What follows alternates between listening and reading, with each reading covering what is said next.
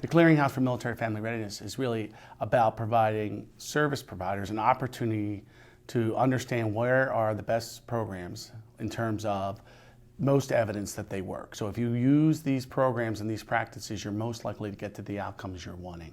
And so we're providing a platform for people to go to, engage in a dialogue and discussion with technical assistance experts on programs and practices that can improve the lives of military families. So the target audience for the Clearinghouse are military service providers who really look out for children, youth, and families. And our way of trying to connect with them is through various mediums. We're working with DoD and their contacts at the services.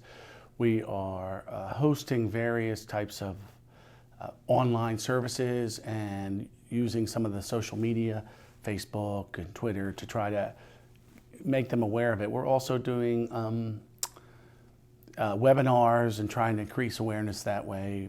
We just attended the DoD CIFAR conference, and we've made some major connections.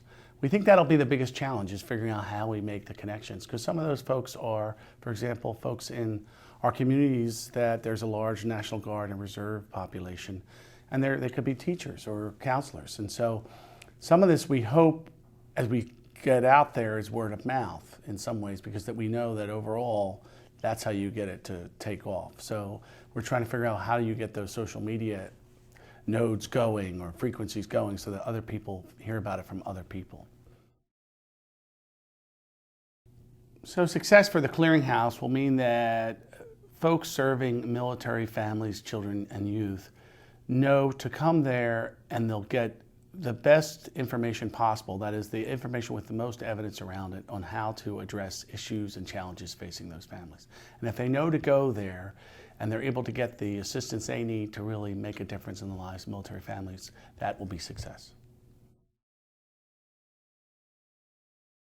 The Clearinghouse, if you think of the Clearinghouse, don't think of it as giving a good housekeeping seal of approval to programs or practices, but really providing a consumer report on, here are the different programs that may address, for example, parenting, and here are the strengths and weaknesses of each program. And ultimately, then you as the service provider decide what makes the most sense to you.